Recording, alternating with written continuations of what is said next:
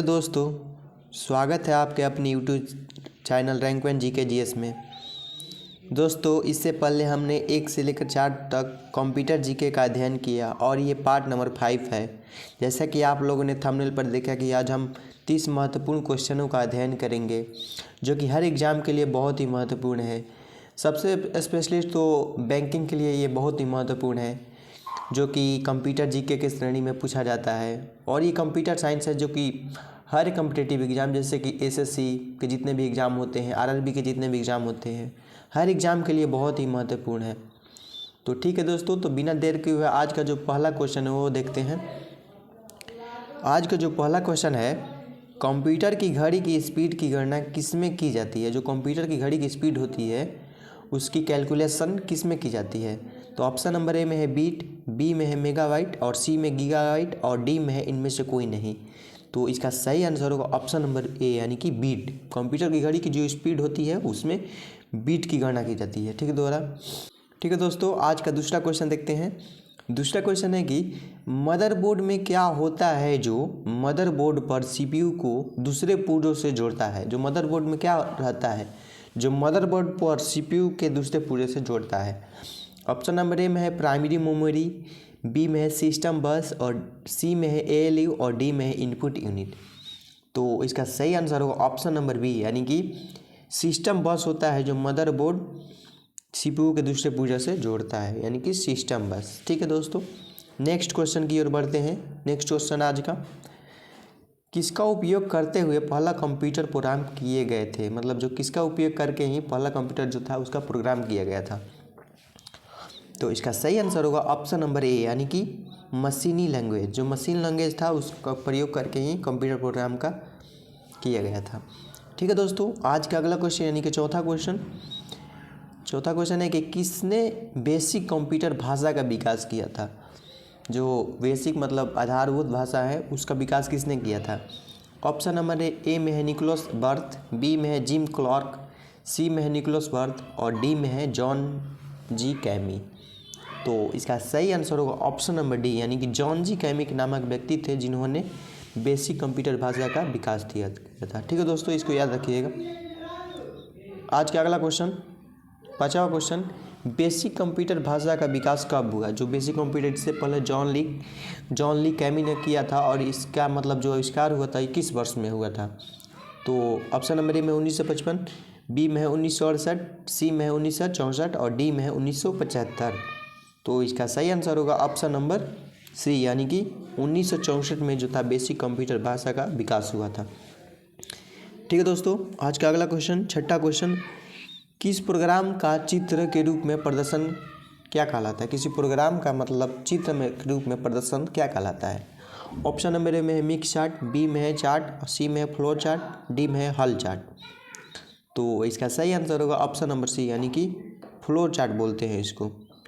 Option number C यानी कि flow chart. ठीक है दोस्तों, आज का अगला क्वेश्चन, सातवां क्वेश्चन आज का, निम्नलिखित में से कौन सी वैज्ञानिक कंप्यूटर भाषा है? मतलब जो निम्न में है कौन सी वैज्ञानिक कंप्यूटर भाषा है? ऑप्शन नंबर ए में है COBOL कोबल, बी में है बेसिक, सी में है पैस्कल, डी में है फ्रॉन्ट्रैन। तो इसका सही आंसर होगा ऑप्शन नंबर डी यानी कि फ्रॉन्ट्रैन है जो वैज्ञानिक कंप्यूटर भाषा है। ठीक है दोस्तों, आज का अगला क्वेश्चन, आठवां क्वेश्चन आज का, कंप्यूटर भाषा कोबल किसके लिए उपयोगी है? जो कोबल भाषा है कंप्यूटर की भाषा है वो किसके लिए उपयोगी है? ऑप्शन नंबर ए में है ग्राफिक कार्य, बी में है व्यावसायिक कार्य, सी में है वैज्ञानिक कार्य और डी में है इनमें से कोई नहीं। तो इसका सही आंसर बी यानी कि व्यावसायिक कार्य है जो कंप्यूटर भाषा कोबल उपयोगी है। ठीक है दोस्तों, आज का अगला क्वेश्चन देखते हैं, नौवां क्वेश्चन, किस कंप्यूटर भाषा का प्रयोग वाणिज्यिक कार्यों में किया गया है? मतलब किया है। ऑप्शन नंबर ए में है बेसिक, बी में है कोबोल, सी में है पास्कल और डी में है फ्रॉन्ट्रैन। तो इसका सही आंसर होगा ऑप्शन नंबर बी यानी कि कोबोल। कोबोल जो है वाणिज्यिक भाषा मतलब उसको व्यावसायिक भाषा भी बोलते हैं। ठीक है दोस्तों, अगला क्वेश्चन आज का 10वां क्वेश्चन, अंग्रेजी भाषा में समान उच्च स्तरीय कंप्यूटर भाषा है मतलब कौन सी है? ऑप्शन नंबर ए में है C++, बी में है कोबल, सी में है पास्कल, डी में है फ्रॉन्ट्रैन। तो इसका सही आंसर होगा ऑप्शन नंबर बी यानी कि कोबोल। कोबोल जो है सामान्य उच्च स्तरीय कंप्यूटर की भाषा है, याद रखिएगा दोस्तों। ठीक है दोस्तों, आज का अगला क्वेश्चन देखते हैं। कंप्यूटर भाषा जावा के आविष्कार कौन थे, मतलब आविष्कारक कौन थे। जावा जो होता है कंप्यूटर भाषा एक जावा का है, एक जावा जो है कंप्यूटर की एक भाषा है, और उसके आविष्कारक कौन थे। तो ऑप्शन नंबर ए में है माइक्रोसॉफ्ट, बी में है इन्फोसिस्टम, सी में है सन माइक्रोसॉफ्ट और डी में है IBM। तो इसका सही आंसर होगा ऑप्शन नंबर सी यानी कि सन माइक्रोसॉफ्ट था जो जावा का आविष्कार किए थे। ठीक है दोस्तों, आज का अगला क्वेश्चन बड़ा हुआ क्वेश्चन, सारे कंप्यूटर में लागू होती है, मतलब कौन सी भाषा लागू होती है। ऑप्शन नंबर ए में कोबोल भाषा, बी में है फोर्ट्रॉन भाषा, सी में है मशीन भाषा और डी में है बेसिक भाषा। तो इसका सही आंसर होगा ऑप्शन नंबर बी यानी कि फोर्ट्रॉन भाषा जो होती है सभी कंप्यूटर में लागू होती है। ठीक है दोस्तों, आज का अगला क्वेश्चन 13वां क्वेश्चन, इंटरनेट पर प्रयुक्त कंप्यूटर लैंग्वेज है, मतलब कौन सी इंटरनेट पर प्रयुक्त जो है लैंग्वेज है। ऑप्शन नंबर ए में है जावा, बी में है पास्कल, सी में है कोबोल और डी में है बेसिक। तो इसका सही आंसर होगा ऑप्शन नंबर ए यानी कि जावा। जावा जो है सब इंटरनेट के प्रयुक्त कंप्यूटर लैंग्वेज है।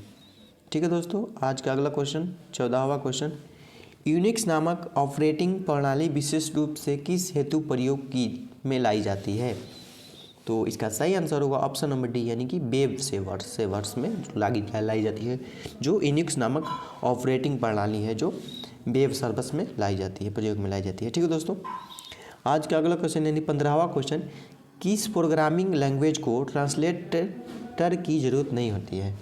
ऑप्शन नंबर ए में है मशीन लैंग्वेज, बी में है सी में है बेसिक और डी में है हाई लेवल लैंग्वेज।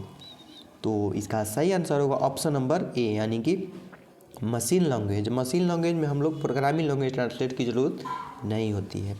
ठीक है दोस्तों, आज का अगला क्वेश्चन है कि निम्नलिखित में से कौन सा मशीन इंडिपेंडेंट प्रोग्राम है। इंडिपेंडेंट प्रोग्राम मतलब स्वतंत्र।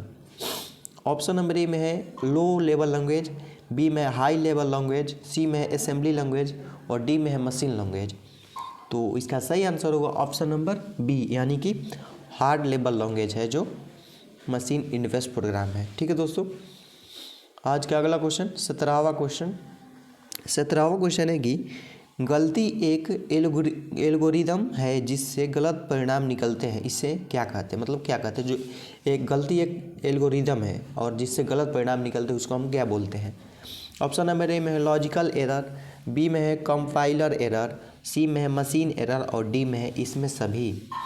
तो इसका सही आंसर होगा ऑप्शन नंबर ए यानी कि लॉजिकल एरर है जो गलती का एक एल्गोरिदम है जिसे गलत परिणाम निकलते हैं, इसे हम लॉजिकल एरर कहते हैं।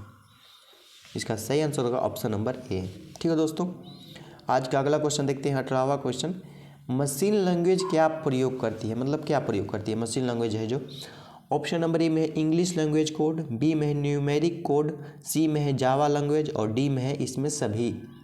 तो इसका सही आंसर होगा ऑप्शन नंबर बी यानी कि न्यूमेरिक कोड है जो मशीन लैंग्वेज प्रयोग करती है। ठीक है दोस्तों, ऑप्शन नंबर बी सही होगा। ठीक है दोस्तों, आज का अगला क्वेश्चन है कि कंप्यूटर डाटा स्टोर और गणनाएं करने के लिए नंबर सिस्टम का प्रयोग करते हैं। ऑप्शन नंबर ए में है हेक्साडेसिमल, बी में है ओक्टल, सी में है बाइनरी और डी में है दशमलव। तो इसका सही आंसर होगा ऑप्शन नंबर सी यानी कि बाइनरी का प्रयोग करते हैं। ठीक है दोस्तों, आज का अगला क्वेश्चन देखते हैं 20वां क्वेश्चन, निम्नलिखित में से स्टोरेज का सबसे बड़ा यूनिट कौन है। जो स्टोरेज होता है उसमें सबसे बड़ा यूनिट इकाई कौन सी है। ऑप्शन नंबर ए में है KB, बी में है TB, सी में है MB और डी में है GB। इसका KB का फुल फॉर्म किलोबाइट होता है और TB का फुल फॉर्म होता है टेराबाइट और MB का फुल फॉर्म होता है मेगाबाइट और GB का होता है गीगाबाइट। तो इसका सही आंसर होगा ऑप्शन नंबर बी यानी कि TB 1 टेराबाइट, यानी कि 1 टेराबाइट में पता है कितना होता है 1 टेराबाइट। 1 TB इक्वल टू होता है 1024 GB होता है दोस्तों। ठीक है दोस्तों, इसके दूसरी श्रेणी का है GB। ठीक है, और इसके बाद जो आता है, इसके बाद आता है MB, इसके बाद आता है जो KB आता है। तो सबसे बड़ा कौन होता है इसमें, होता है सबसे बड़ा होता है टेराबाइट, उसके बाद GB, उसके बाद MB, उसके बाद KB। तो याद रखिएगा ये चतुर्थ श्रेणी है। ठीक है दोस्तों, आज का अगला क्वेश्चन 21वां क्वेश्चन, बीट किसका एक का लघु रूप है, मतलब किसका लघु रूप है। ऑप्शन नंबर ए में है मेगाबाइट, बी में है बाइनरी लैंग्वेज, सी में है बाइनरी डिजिट और डी में है बाइनरी नंबर। तो इसका सही आंसर होगा ऑप्शन नंबर सी, यानी कि बाइनरी डिजिट जो है बीट का एक लघु रूप है। ठीक है दोस्तों, अगला क्वेश्चन आज का 22वां क्वेश्चन, एक बाइट से कितने विकल्प होते हैं, मतलब कितने विकल्प हो सकते हैं। तो ऑप्शन नंबर ए में है 64, बी में है 16 और सी में है 8 और डी में है 512। तो इसका सही आंसर होगा ऑप्शन नंबर सी, यानी कि 8 होते हैं जो एक बाइट के विकल्प होते हैं। ठीक है दोस्तों, आज का अगला क्वेश्चन देखते हैं 23वां क्वेश्चन, कंप्यूटर मेमोरी की सबसे छोटी इकाई क्या कहलाती है। जो कंप्यूटर मेमोरी होती है सबसे छोटी इकाई क्या कहलाती है। तो अभी आप लोग बताएं हम क्या बोलते हैं, बीट बोलते हैं उसको। तो इसका सही आंसर होगा ऑप्शन नंबर ए, यानी कि बीट।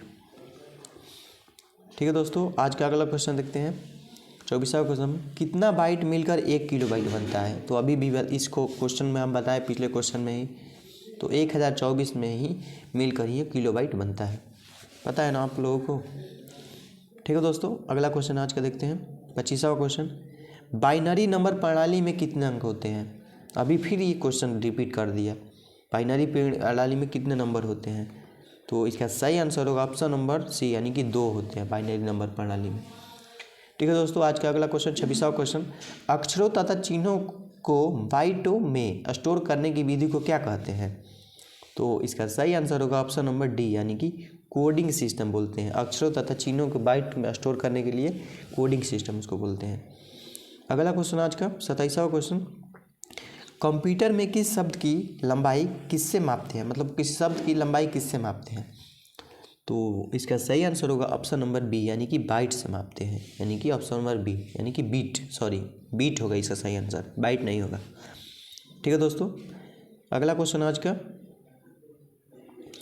लॉजिक गेट क्या है, मतलब जो लॉजिक गेट होता है वो क्या है। ऑप्शन नंबर में एक विशेष सिद्धि, बी में है एक सॉफ्टवेयर, सी में है एक प्रकार की सर्किट और डी में है एक computer game.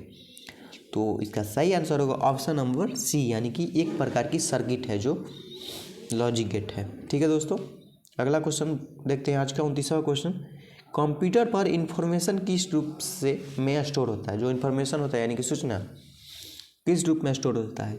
Option number A में है डिजिटल डाटा, बी में है एनालॉग डाटा, सी में है मॉडेम डाटा और डी में है वाट्स डाटा। तो इसका सही आंसर होगा ऑप्शन नंबर ए, यानी कि डिजिटल डाटा इसको बोलते हैं, कंप्यूटर इंफॉर्मेशन के डाटा को स्टोर करता है जो। ठीक है दोस्तों, आज का अंतिम क्वेश्चन यानी कि 30वां क्वेश्चन, कौन सा एक प्रोग्राम है जिससे कंप्यूटर का उपयोग करना आसान हो जाता है। तो इसका सही आंसर होगा ऑप्शन नंबर डी, यानी कि यूटिलिटी द्वारा हम कंप्यूटर का उपयोग करना आसान हो जाता है। ठीक है दोस्तों, तो ये था 30 महत्वपूर्ण क्वेश्चन कंप्यूटर जीके का, और ये पार्ट नंबर 5 है। और इससे पहले दोस्तों हमने 1 से लेकर 4 तक पार्ट करा चुके हैं। यदि आप उस पार्ट को देखना चाहते हैं तो चैनल पर टाइप करके प्लेलिस्ट का बना है कंप्यूटर साइंस, उसमें टाइप करके देख सकते हैं, क्योंकि चारों पार्ट एक प्लेलिस्ट में मौजूद है। तो ठीक है दोस्तों, आशा करते हैं कि आप लोग को वीडियो पसंद आया होगा। यदि पसंद आया हो तो लाइक, सब्सक्राइब एंड कमेंट जरूर कीजिएगा। मिलते हैं नए वीडियो नए टॉपिक के साथ। अभी के लिए bye, take care, love you. ठीक है दोस्तों, बाय।